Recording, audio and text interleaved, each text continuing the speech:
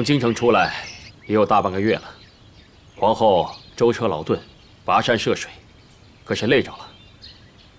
有皇上时时相伴，臣妾觉得甚好。底下的百姓们看见皇上与皇后娘娘形影相随，都感叹间谍情深，人人羡慕呢。是啊，这一次朕东巡，就是想带皇后一同散散心。原以为皇后会卧病不起，却不想这么快就见好了。皇上登基后第一次东巡，臣妾自然要相伴左右。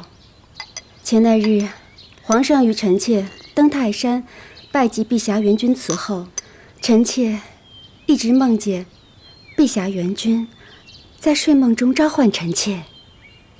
民间传说碧霞元君神通广大，能保生子顺遂。皇后屡屡梦到碧霞元君召唤，看来是心愿要达成了，这是吉兆啊。虽说是大吉之兆，可臣妾病体初愈，还需要齐太医在侧，随时诊候。皇后娘娘凤体安康，臣妾等也就安心了。是。皇额娘母仪天下，自然神佛护佑。你们不过是妾室而已，一定要悉心服侍皇额娘。景色，公主说的是。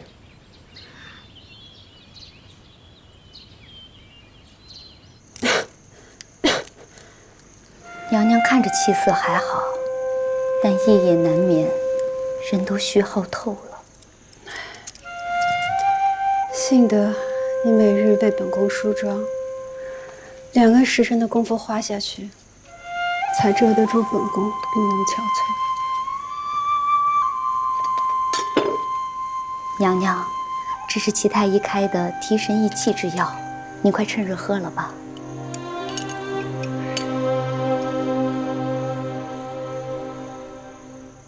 怎么比前几日的要浓一些呢？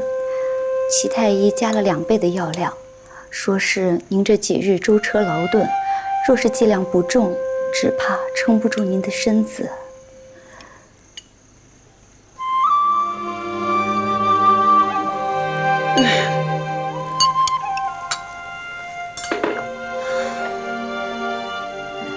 齐太医叮嘱了，说是无事便要含着参片，大补精神。其实您何苦来东巡？您的身子受不住啊！皇上第一次东巡，本宫若不陪着，必定会被世人耻笑，说皇后名不副实，那就会丢了富察氏的颜面。百姓们都夸皇上和娘娘恩爱无比呢。本宫一定会留着这一份恩爱，等皇上为景色赐了婚，让她嫁一个可以扶持富察氏的好人家。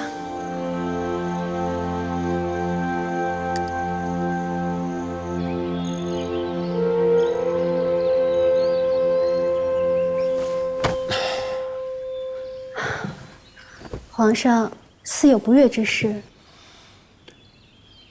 你可知道，蒙古科尔沁部要替其子色布腾巴勒朱尔求娶嫡出公主。那孩子你知道，一直在京中是皇子们的伴读。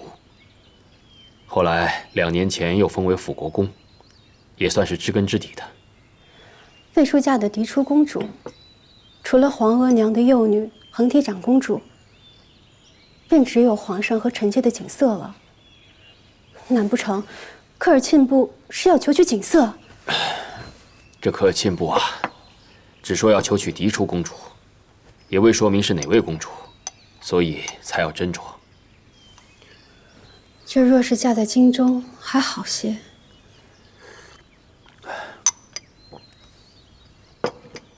这按照科尔沁部历来的传统，亲王之子成亲是要居住在科尔沁部的。那这就是远嫁了。别父离母，这也太苦了。哟，请梅嫔娘娘安。听闻皇后的病情好了许多，臣妾特来向皇后请安。皇上正在里头呢，请娘娘略等等。也好，那我就先院里溜达溜达。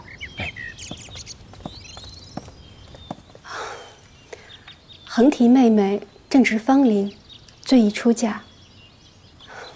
皇上，虽说科尔沁部是蒙古大部，最是富庶尊贵，可咱们的景色还小，怎么可以嫁去那么远呢？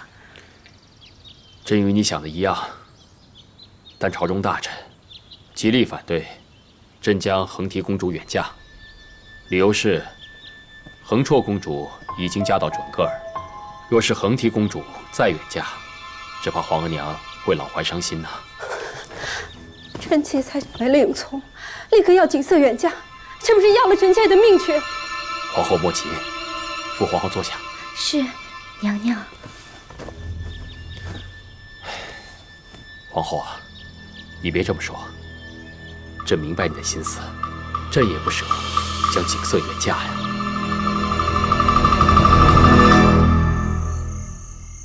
臣妾一听说朝廷议论求娶嫡公主的事儿，想着皇上又没来您这儿，定是去了皇后那儿商议。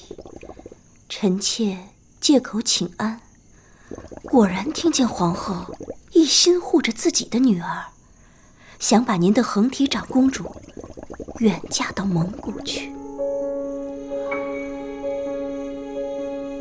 皇后在意自己的女儿，却浑然不在意哀家的女儿吗？人心都是肉长的，谁的女儿谁疼。你是个有孝心的，哀家知道。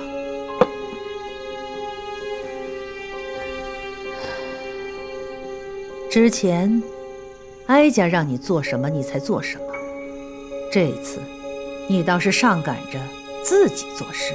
臣妾也有过自己的孩子，怎会不知太后心疼女儿的心情？臣妾一心想为太后您分忧。很懂事。臣妾就奇怪了，皇后本来病得起不来身，怎么说好就好了呢？皇后这哪是好啊？怕是用药吊着命吧？那和敬公主真要远嫁，皇后她哪受得住这般伤心错磨呀？皇后受不住，哀家就受得住啊！哀家已经远嫁了一个女儿了。罢了，出去吧。臣妾告退。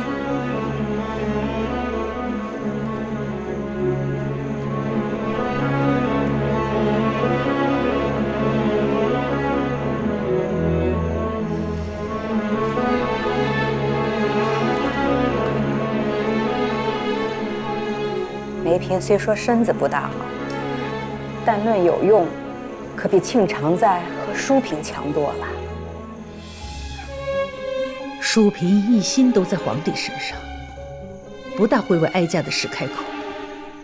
可是恒提远嫁是件大事，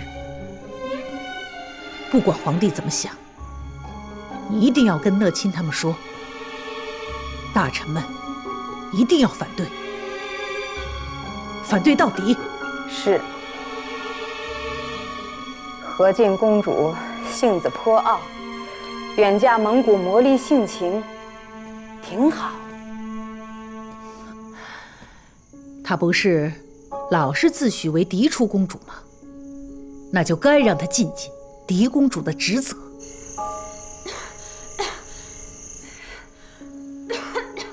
娘娘，皇后娘娘。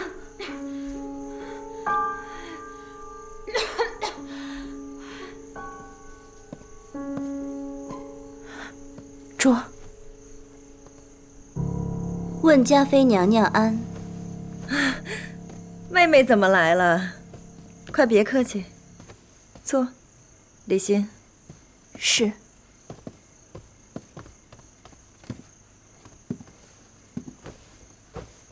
这什么风把妹妹给吹来了？听说她的身子骨不行了，全拿药吊着。既然皇后的病是吊着的，那就最不能伤心动气。那如若她唯一的女儿当真必须远嫁的话，她怕是要伤心坏了吧？那怕是要受不住了吧？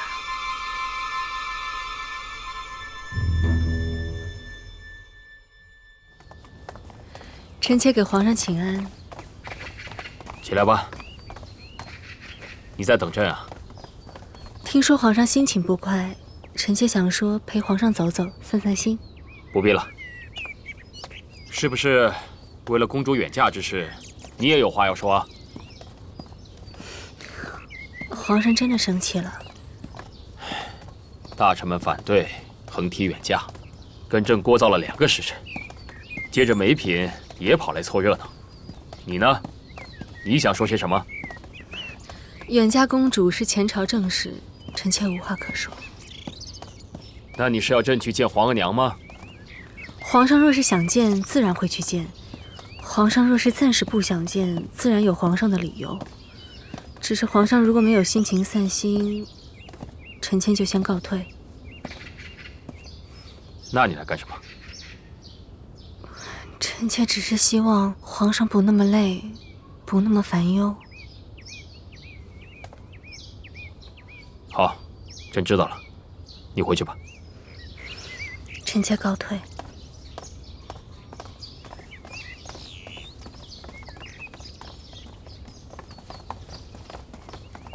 主儿，太后不是让您来替她说话吗？您怎么什么也没说啊？皇上心烦，我实在是不愿再增他烦忧。太后若是要怪我无用，就怪吧。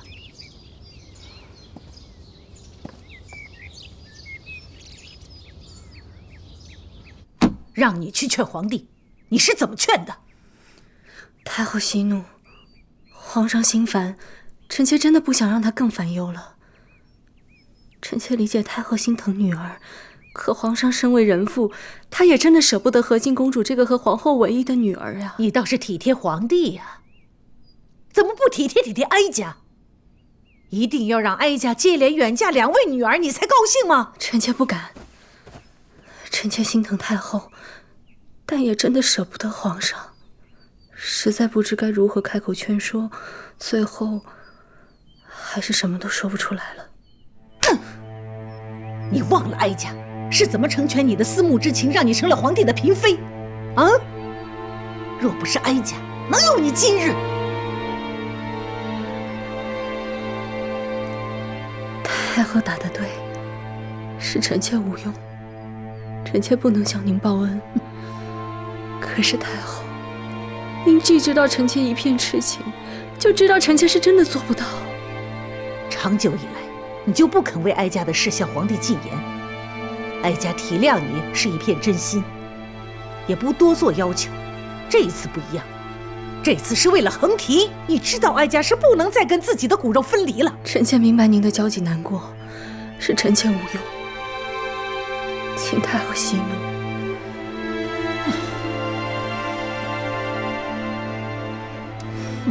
早知道你如此情痴心软，哀家就不该成全你，迟早要吃大亏。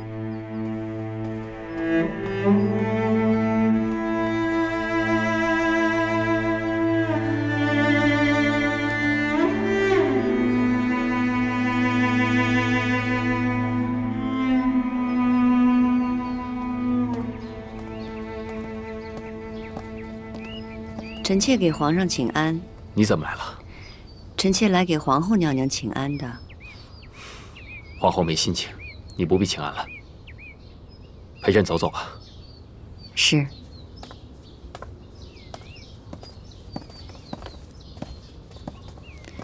皇上看上去累了。朕被大臣们聒噪了2个时辰，又被皇后请来听她哭诉请求。这许嫁一个公主啊，竟让前朝和后宫闹得如此厉害。太后和皇后身为人母，自然会舍不得孩子远离。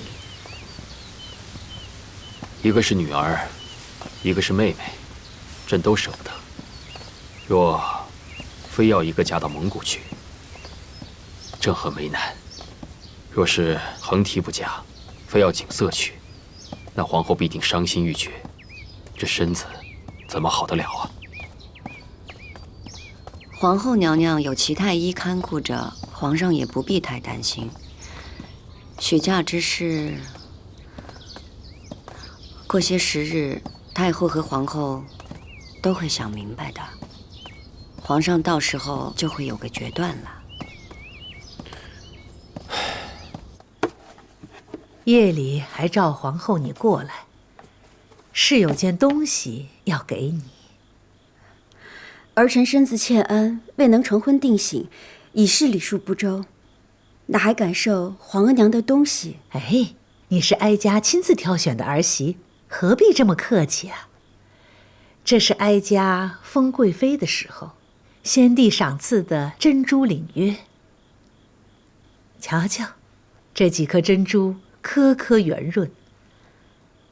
哀家知道你节俭惯了，但景色到了年纪，哀家这件东西就当做给他添嫁妆吧。来，福家。哎，皇后娘娘，巧了，儿臣与皇额娘心意相通。苏烈，儿臣不惯奢华，唯有手头这对彩金鸳鸯，是与皇上大婚的时候先帝所赐，最为珍贵。如今恒提长公主要许嫁科尔沁部，儿臣特意奉上，为了恒提妹妹的妆奁增色。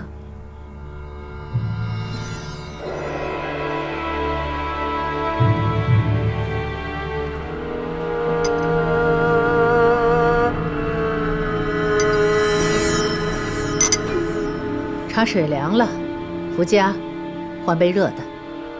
是。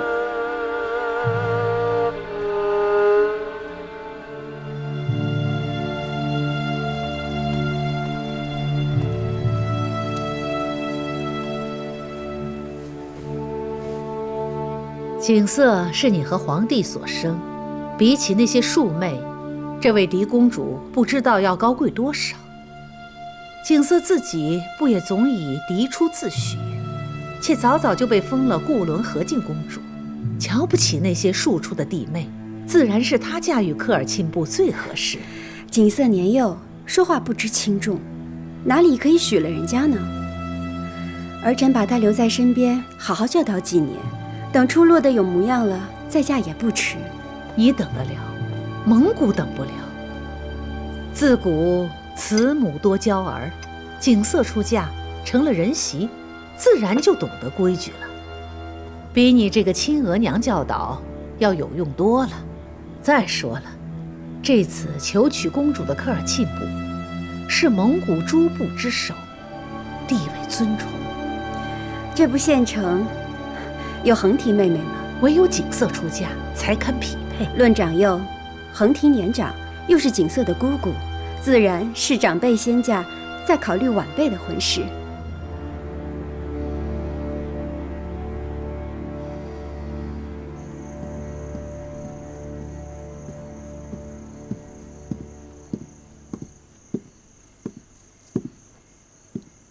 皇上，时候不早了，喝一口安神汤就歇下吧。许家的公主人选未定，朕的心就不安。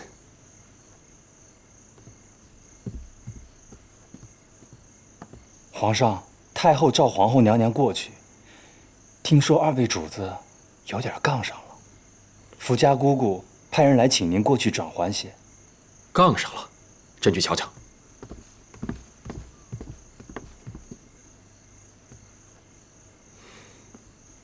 朕要是去的话，皇后跟皇额娘一定会要求朕给个说法，朕不能去。皇上，可是太后和皇后娘娘僵持着也是不妥啊。皇后浮躁，事情还没有定论，朕避着皇额娘都来不及呢。皇后却自己送上去。李运，去请皇后回来。皇上，2位主子在呢，哪有奴才说话的地儿啊？无用的东西。是。皇上，要不这么着，皇后娘娘病着呢，请齐太医去给皇后娘娘送药，也好给彼此一个台阶下。甚好，就这么办。这会让皇娘认为皇后病着、糊涂着，万一说错了什么，皇娘也不会和她计较。是。皇上，张廷玉大人求见。他这么晚来见朕做什么？如意，你去屏风后面暂避。是。让他进来。这。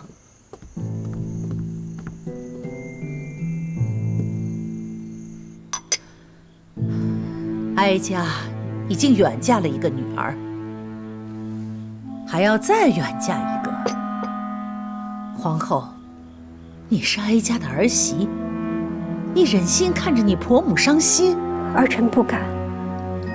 皇额娘，永从心上，景色是儿臣唯一的孩子了，他要守着儿臣身边尽孝，也要为了永从敬爱。你是嫡母，皇帝所有的子女都是你的子女，可是恒提是哀家膝下唯一的女儿了，没了她，谁为哀家尽孝？皇上知孝，便是恒提妹妹嫁去科尔沁部，皇额娘也始终有皇上这个儿子。而且，儿臣身为皇嫂，也为了恒提妹妹着急。《诗经》有云：“标有美，其实七夕。”求我数十，待其吉喜。恒提妹妹已经到了标媒之期，不该再耽误婚期了。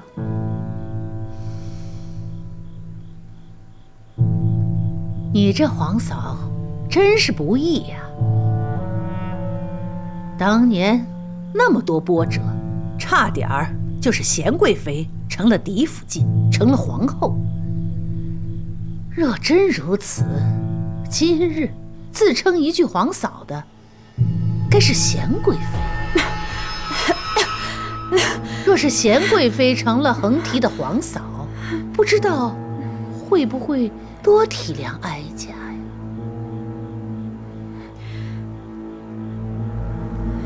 贤贵妃无子无女，那蒙古求娶，能嫁的便只有恒提妹妹。皇上也不必被臣子们力荐了。好，好，不愧是哀家自己挑选的儿媳，怪不得连皇帝都夸你，十足像极了一个皇后的气度。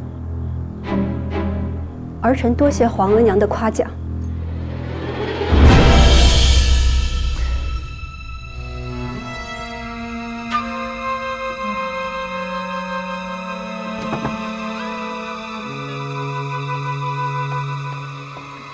微臣见过太后、皇后娘娘。哀家正和皇后说话呢，你胆敢擅闯！太后请息怒，皇后娘娘乃是抱病之身，体育须法理，必须得按时吃药，否则的话，凤体难以承受。是啊，太后，皇后娘娘该喝药了，她全靠汤药吊着精神啊。皇后，你殚精竭虑，要好好保养自己的身子，才能护着你的女儿长远。皇额娘，儿臣一定会撑着身子，与皇上白头偕老，看着女儿出嫁。好，哀家盼着你和皇帝白头偕老。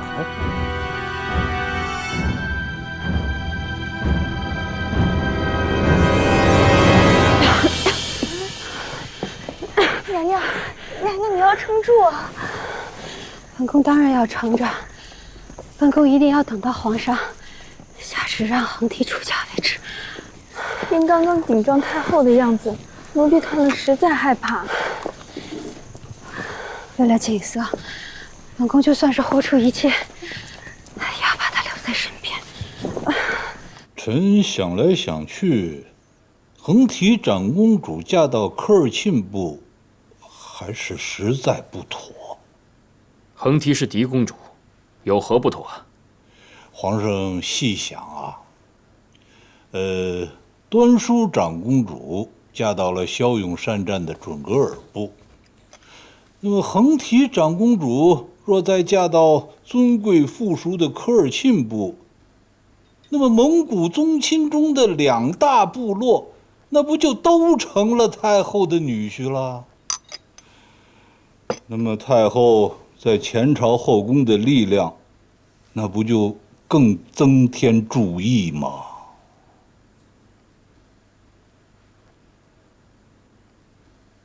那你的意思是？或许和敬公主可以嫁到科尔沁部。皇上反过来想想，朝臣们的反对未必都是替太后说话，也是为皇上的江山着想。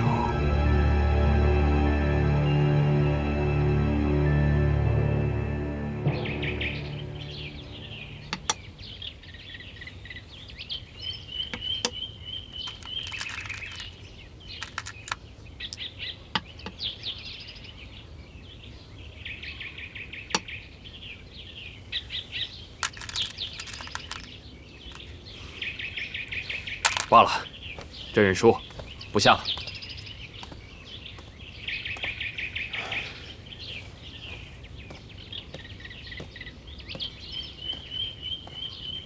皇上的心思并不在此。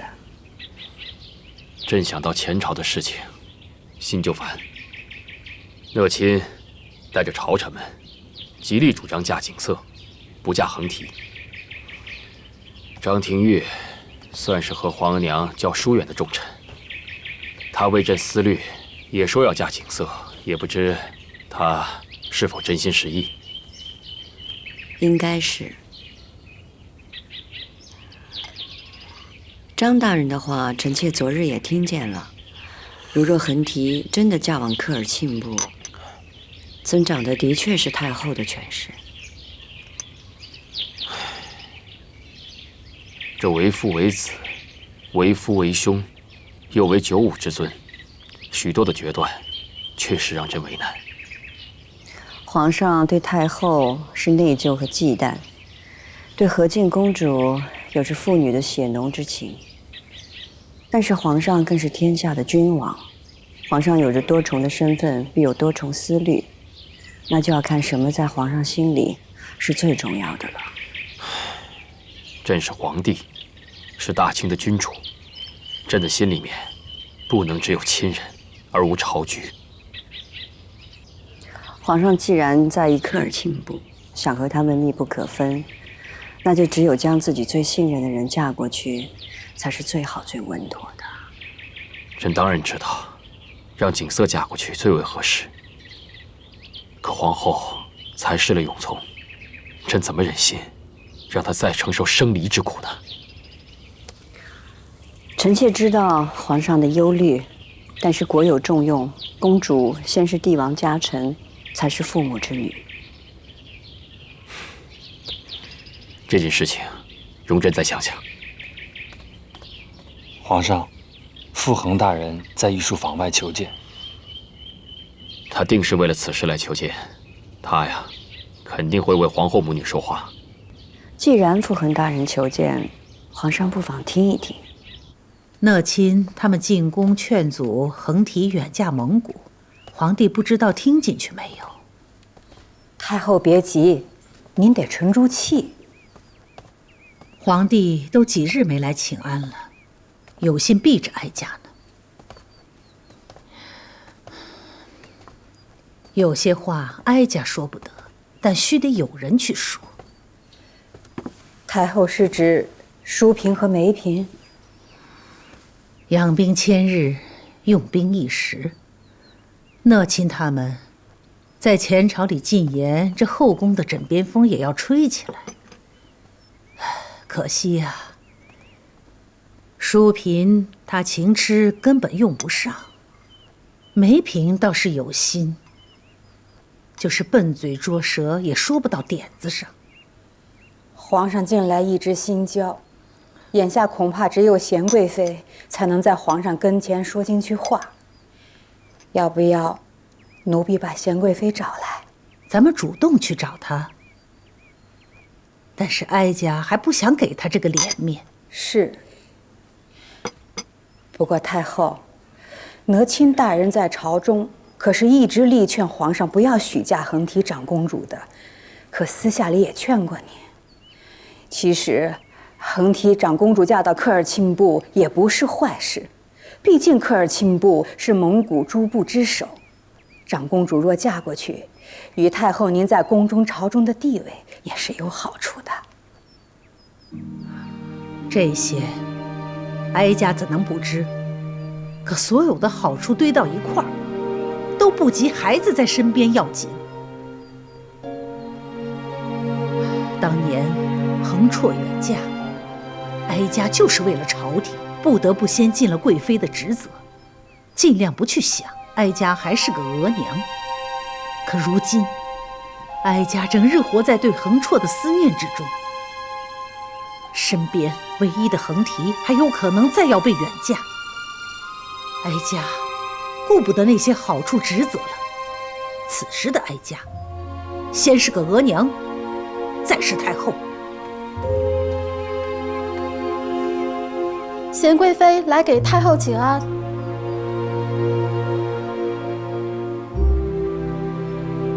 让她进来吧。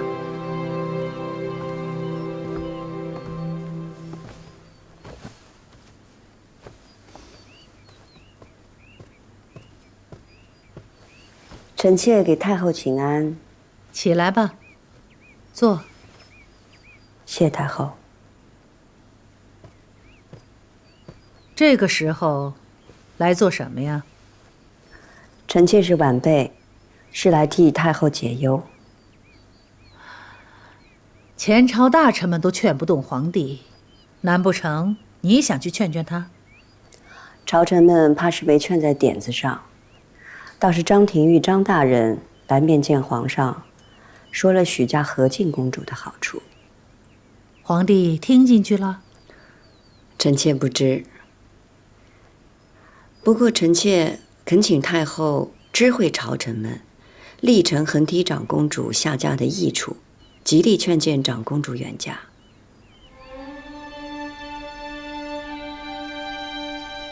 娴贵妃，您这不是戳太后的心窝子吗？不仅如此，太后还要自己递风出去，让皇上知道，太后已经知道了下嫁长公主的益处，极力要将长公主嫁出去。哀家自己去说，要许嫁横提。是。当然，臣妾不是真的想让太后嫁女，而是想帮太后把长公主留在身边，所以恳请太后行事，前朝后宫齐力。越是人人知道太后要嫁女，尤其让皇上和皇后知道，越能力保横提长公主留在宫中。择利而为，是为后妃的选择；力保儿女，是为人母的选择。皇后是额娘，即便她知道，也舍不得自己的女儿的。想必皇后是为母情急，一时乱了方寸，才会不顾病势为和敬公主拼力一搏。这时候太后和皇后谁先定下心来往前走一步，反而可以留住自己的女儿。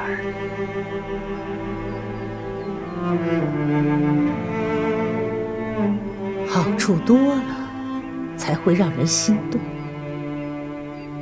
哀家自己去造势，让富察氏族按耐不住，必会给皇后施压。皇后是富察氏之女，处处以全族利益为重。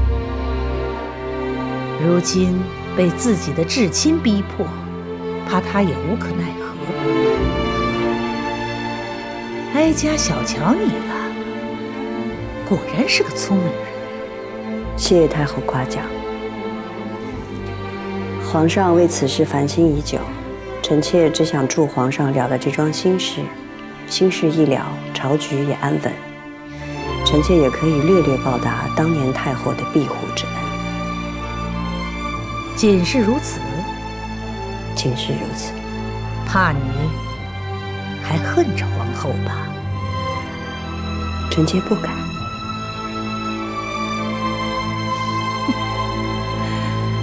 冰雪聪慧，你这脾性，哀家喜欢。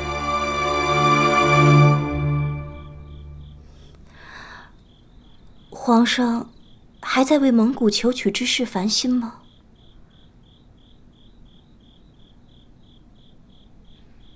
皇上别这么看着臣妾，臣妾不胡乱多嘴就是了。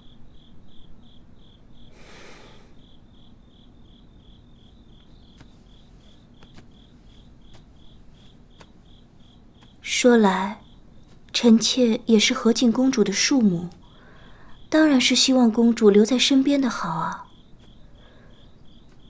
这还像句话？嫁了蒙古，便是得了实打实的靠山。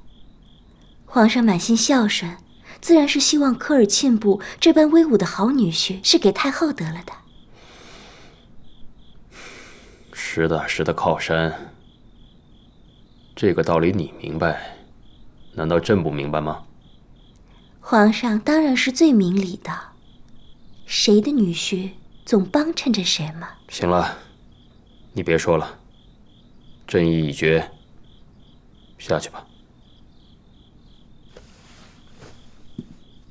臣妾告退。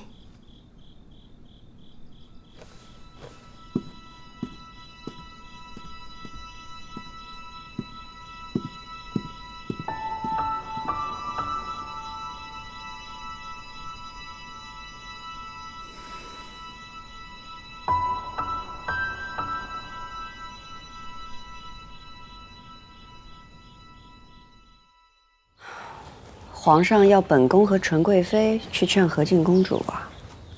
是，皇上怕是自己为难。皇上虽然决定让和敬公主下嫁，可心里总是不好受。若贤主和纯贵妃能劝得公主乐意接受的话，那皇上心里也好受些。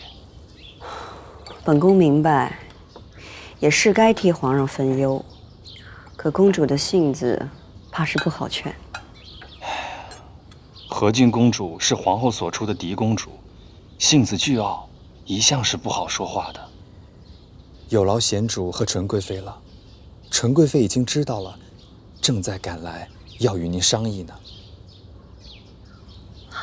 本宫知道了，你先回去吧。这。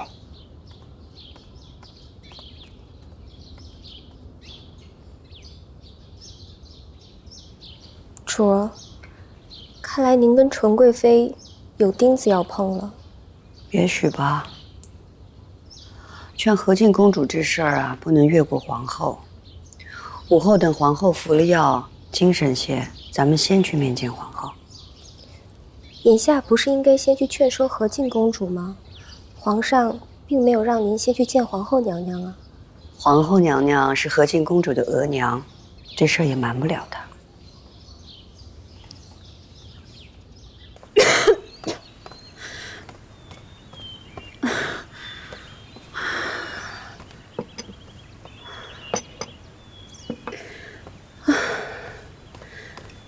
父后是本宫的亲弟弟，怎么能利欲熏心？听朝臣们说，恒提下嫁科尔沁部的好处，就这样让本宫同意锦瑟出嫁了。就连张廷玉大人都在皇上面前进言了，您再舍不得母女分离，也得为富察氏上下打算呢。本宫怎会不知道？联姻科尔沁部对富察氏有莫大的注意，也可帮助皇上制衡蒙古大部。可是本宫身为人母，舍不得锦瑟。可傅恒大人说，天大的好处不能给了太后和钮祜禄氏，本宫这一辈子都在为了富察氏，就不能许本宫私心一回吗？我恒大人说您病重，不能不想到万一。如果谁还能为公主的婚事打算呢？他们哪里是为了本宫和景色着想？他们满心里只有富察氏的利益。您是大清的皇后，更是富察氏的皇后啊！本宫为了富察氏的荣光，已经耗尽了心血，舍出了一生，结果连自己的女儿也要跟着本宫一同牺牲。娘娘，应该吃药了。娘娘，贤贵妃来了。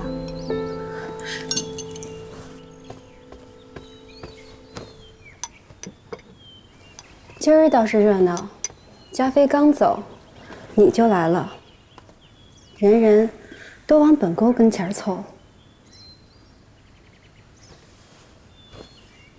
臣妾是来禀告皇后娘娘，皇上命臣妾和纯贵妃去劝说和敬公主远嫁蒙古科尔沁部。皇上思虑再三，宁舍一时之情，也为公主找一个最好的去处。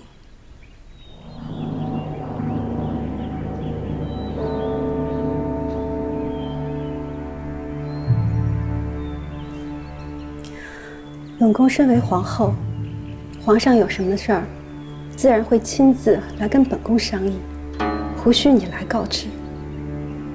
再者说，本宫母仪天下，与皇上一心，自然以国事为重。景色是嫡公主，何该为大清的江山社稷奉献一切？皇后娘娘不舍公主，但为了江山社稷，如此通达，垂范天下，令臣妾钦佩万分。您宽宽心，对凤体也有益。你不要总惦念当年差点成了皇上的嫡福晋，现在看着本宫体虚，就想越俎代庖。臣妾还并无此意。皇后娘娘提起这些事儿，这么多年是皇后娘娘放不下，心有执念，难免行事悖乱。本宫是大清的国母，从来行事清明，何来的悖乱？皇上了解皇后娘娘，心系天下，更心系富察氏。皇上知道皇后娘娘会允准和敬公主嫁往蒙古大部，一是为了江山社稷，二是为了公主有个好的归宿，和富察氏互相扶持，延续富察氏的荣光。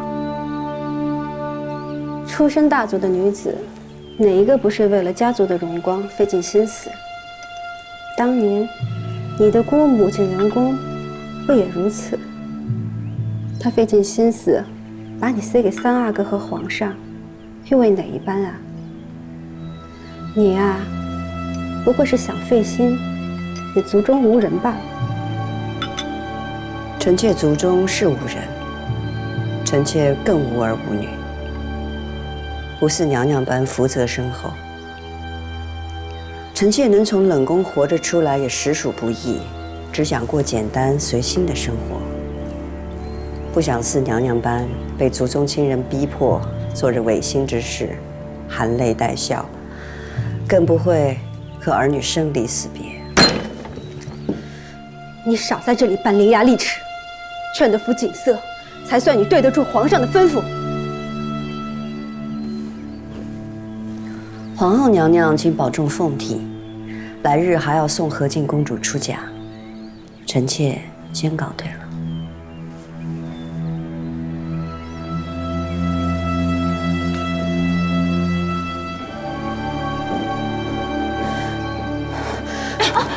娘娘，娘娘，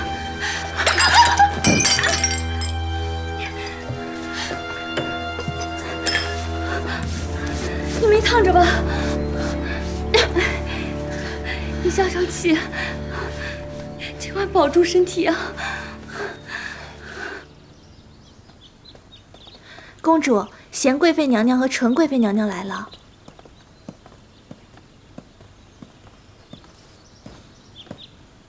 坐吧。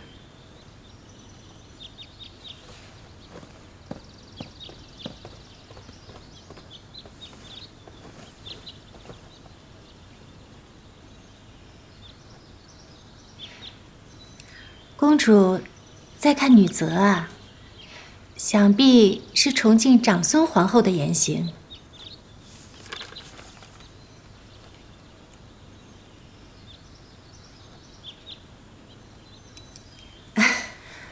皇上已经想好了，公主嫁往蒙古科尔沁部，婚事就定在明年3月，草长莺飞，春和景明，果然是公主出嫁的好日子。我不嫁。即便我真的要嫁，我乃中宫嫡出，婚嫁大事岂是你们2人可以向我冒昧提起的？自会有皇祖母和皇阿玛、皇额娘向我说。公主说的极是，此事原本不该我2人开口，只是公主也是知道的，皇后娘娘病弱，无暇顾及公主。皇太后年事已高，皇上要一心忙于朝政，所以才将此推心置腹之事交于我2人。说来呀，皇上真是心疼公主是嫡女，所以才选择了蒙古科尔沁部最尊贵、最至亲的王爷为额驸。这门亲事啊，果然是门当户对。你不必拿皇阿玛来压我。纯贵妃若觉得远嫁蛮荒之地甚好，何不让你自己的女儿出嫁呢？这景言才2岁多，要如何出嫁？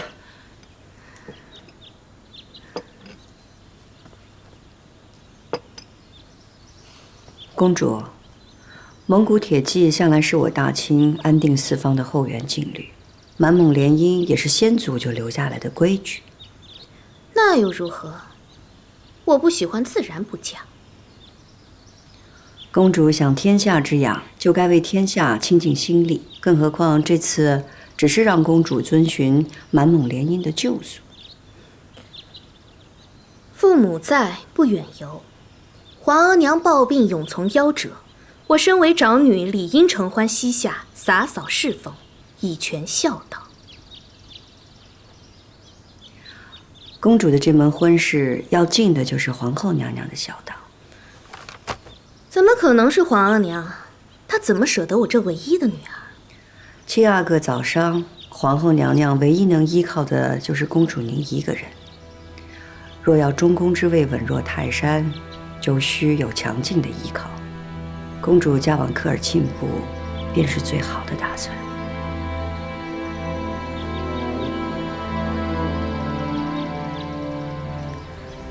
贤贵妃，何必把这些事情与公主说穿呢？公主不懂父母的苦心，本宫要跟她说一说。公主若不明宫中的道理，本宫也得跟公主明一明。皇上执掌四方，就需安邦定国；皇后娘娘位至中宫，就需母仪天下。公主是天之娇女，就需为大清尽心尽力，为皇上、皇后尽辅佐之责。在这宫里边，卑微如奴才，尊贵如公主，都有自己的位置和责任，别无选择。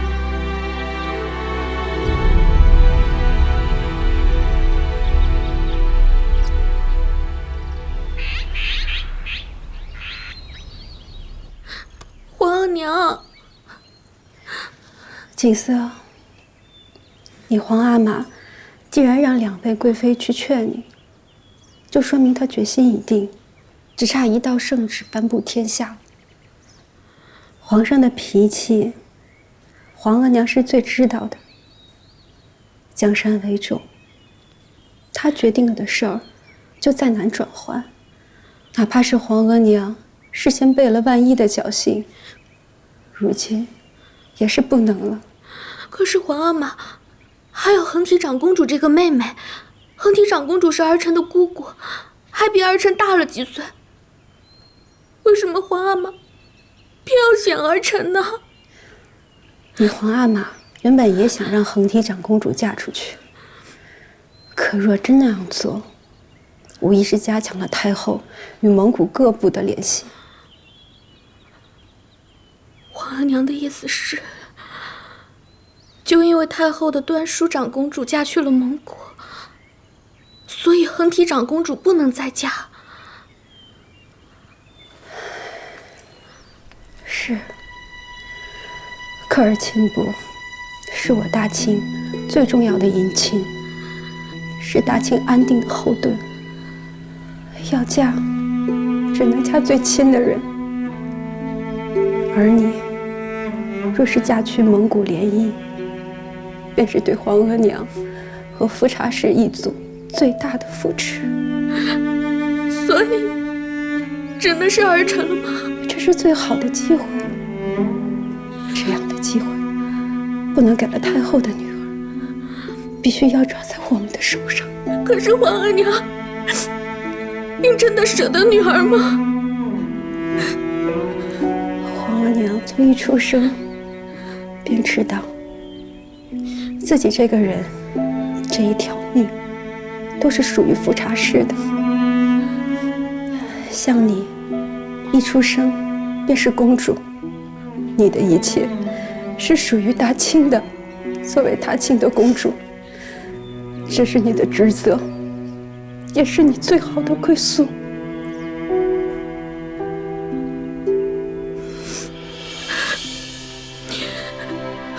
儿臣明白了。儿臣既然存定了消息，也是大清和富察氏的期望，那么女儿顺从就是。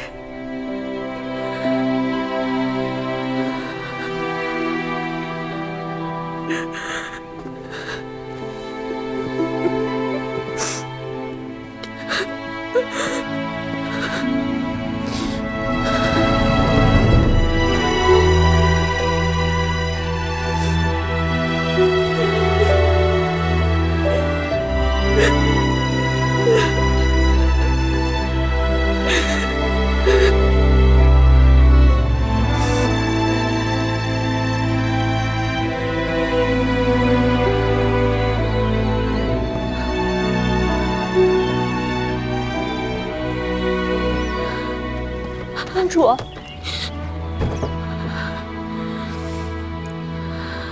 我头一回知道，原来生在帝王家是如此艰辛。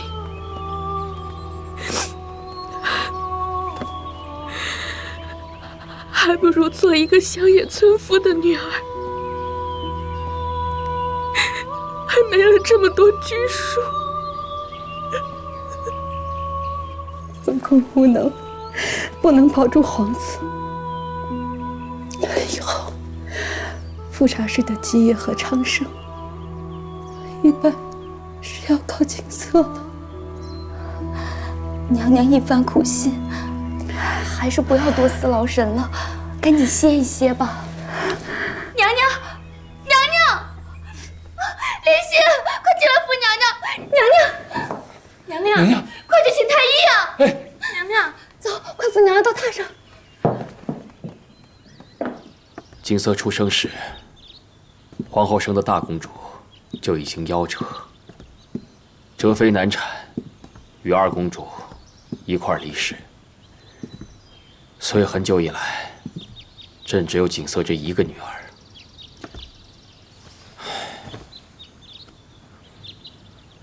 直到纯贵妃生了4公主，但也难以取代景色在朕心目中掌上明珠的地位。臣妾知道皇上一向疼爱和敬公主，在朕的心中，女儿与世无争，怎么教养都不过分。纵然偶尔景色骄纵任性，但朕也从来不以为意。朕一直以为，景色会永远待在朕的身边，承欢膝下。从未想过有一天，她会远嫁。皇上这般舍不得公主，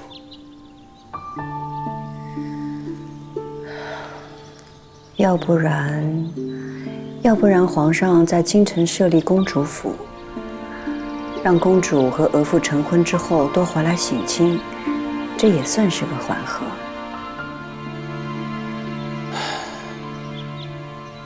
眼下也只能这样了。朕只希望景色可以安心地接受这门婚事，从今往后的日子能够和乐美满。科尔沁与大清联姻已久，此番诚意求娶，他们一定会好好待公主的。皇上您也不必太忧虑。但愿如此吧。固伦和敬公主上蒙古科尔沁部，晋封横提为固伦柔淑长公主，明年3月上礼藩院侍郎宗正。哀家知道这个宗正，出身书香门第，是个踏实有才之人。而且，横提嫁入京中，可以时常在哀家面前尽孝。太后心愿已足，再没什么不高兴的。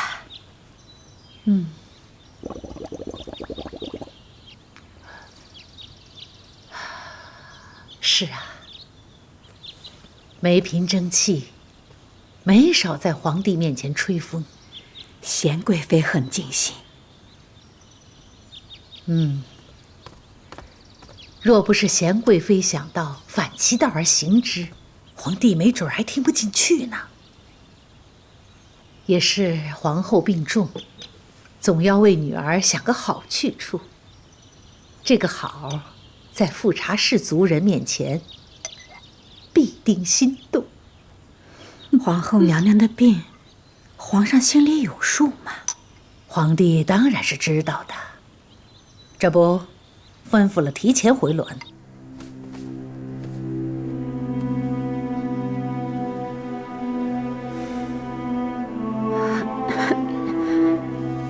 皇后，皇上，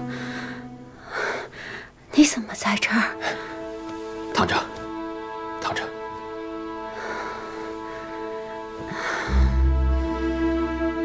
朕原本睡下了，但心里面总是念着你和景色，心里不安，所以过来瞧瞧你。谁知你一直昏睡着。臣妾已经好多了。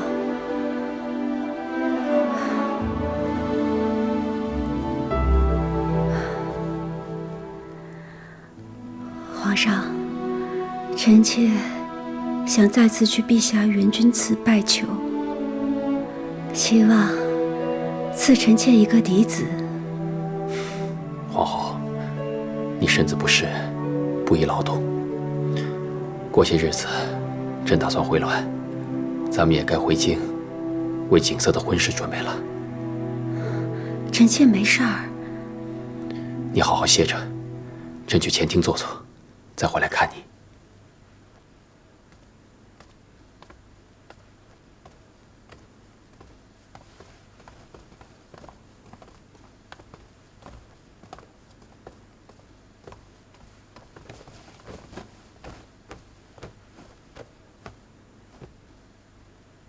皇后的身子已经糟到了这种地步吗？皇上，皇后娘娘这些年一直是焦思苦虑，太过要强，一直想着进步提气，原本是精神百倍的，但是，皇后娘娘是用心过甚，其实大半是心病，微臣们只能医得了病，却医不得心呐。望皇上恕罪。皇上恕罪。这次有景色的婚事冲喜，只要你们细心医治，皇后一定会好起来的。是。李煜，为免车马颠簸，皇后的身子受不住，回城改走水路，你加紧安排。这医得了病，医不了心。本宫果真落到如此地步吗？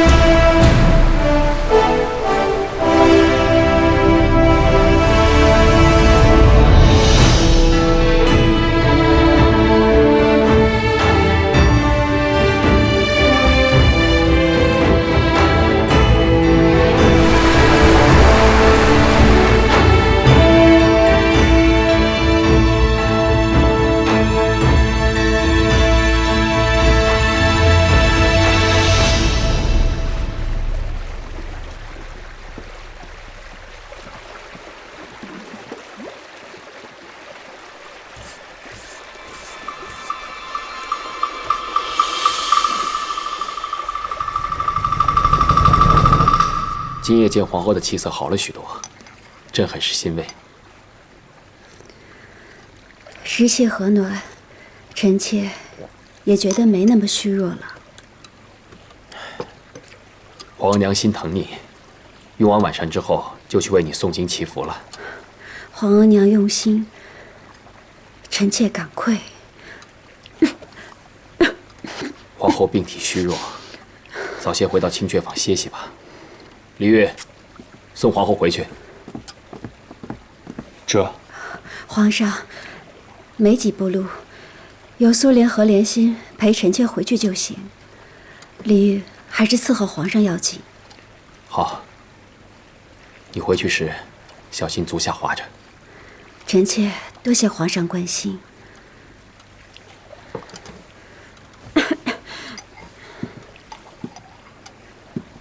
皇上，臣妾告退了。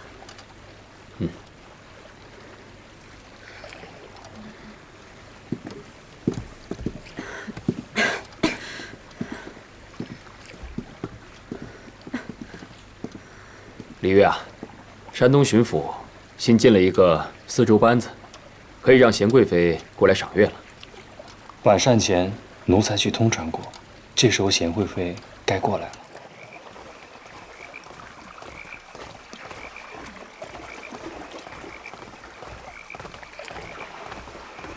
今晚月色真美。本宫许久没有见过这么清冷的月色了。皇后娘娘，别招了风，咱们还是赶紧回船上吧。娘娘喜欢赏月，不如奴婢去让齐太医晚点来诊脉，莲心陪着娘娘。也好。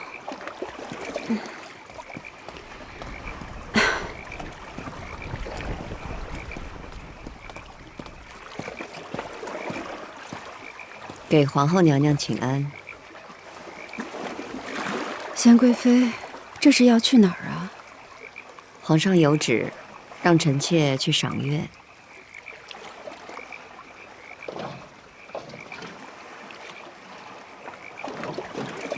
去吧。